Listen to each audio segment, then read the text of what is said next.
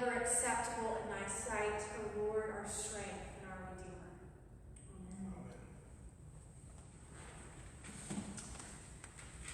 I spent a lot of time in my car the first year of my ministry.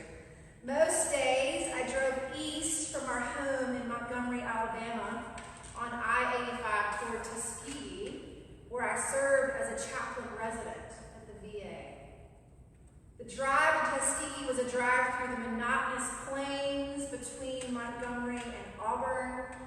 But when you pull off the highway and into the city, it's hard to miss the mix of pride, which grows out of the enormous history of the place.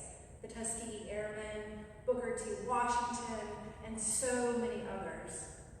In the current state of impoverishment for much of the city. And the locals that you get to know when working at the VA who live in poverty.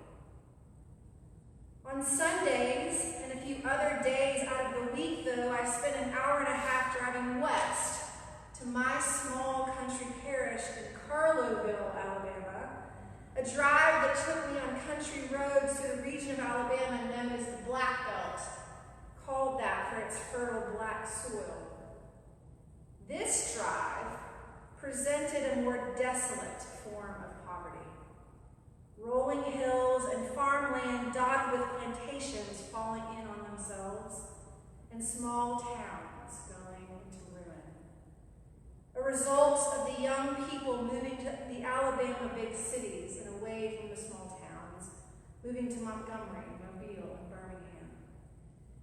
And at our little country parish, many of the parishioners still live in the same plantation homes where they were born. Descendants of men who very well might have enslaved the ancestors of the men and women I visited when making my rounds in Tuskegee. I am very aware that in those early days of my ministry, I was living between two poles of history, intimately related to one another, but as different as they could possibly be. I am also very aware that my own privilege, born of the fact that I am a white, educated woman, provided the space to navigate and exist in between both of those poles. One thing that made me particularly aware of my privilege in those days was the fact that my weekly drives to Carloville took me through the town of Hainville, where Episcopal seminarian and namesake of today's feast, Jonathan Daniels, was murdered. A New Hampshire native, Jonathan, inspired by Martin Luther King, traveled to Selma to take part in integration efforts. Daniels lived with an African-American family and would take other African-American families to Episcopal churches in the area, usually against the wishes of the congregations. In August of 1965, Daniels and about 30 others were arrested in nearby Fort Deposit, Alabama, for protesting white-only stores. Daniels and his companions were arrested and transported by garbage truck to jailhouse in Hainville, where they were kept for almost a week in a facility without air conditioning in the sweltering Alabama summer. When they were finally released, a group of 4 people, including Daniels, and a 17-year-old African-American girl named Ruby Sales, walked to a nearby store to buy soft drinks. Greeting them was a white volunteer special deputy with a drawn loaded shotgun and a holstered pistol. The man pointed the gun at Ruby. Daniels, the young seminarian, jumped in the way of the shotgun blast and was killed instantly. How privileged I am. Privileged that I had the opportunity to spend those short early years of my ministry soaking in the shared history of those two places and learning from the shared experiences of all the wonderful people I met and worked alongside. Privileged in the love of Christ in places where my own personal safety was not at risk.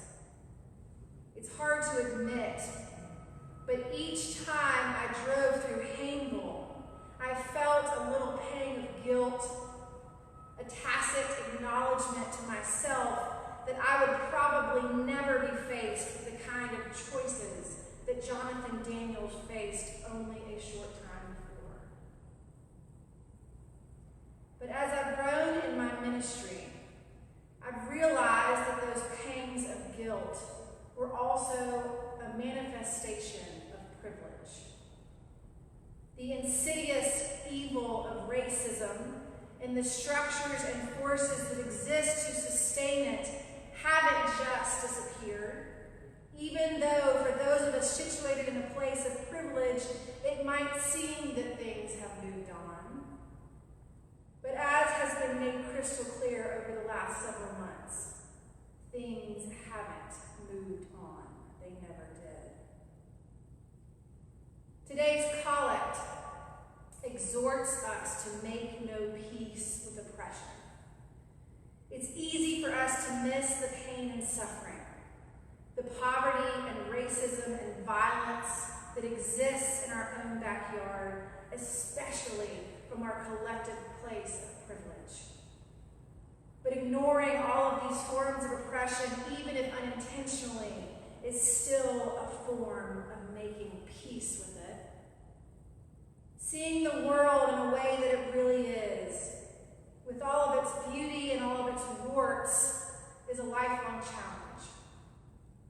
Recognizing both our own privilege and the various forms of oppression that exist in our world allows us to join the good and holy struggle to do something about it.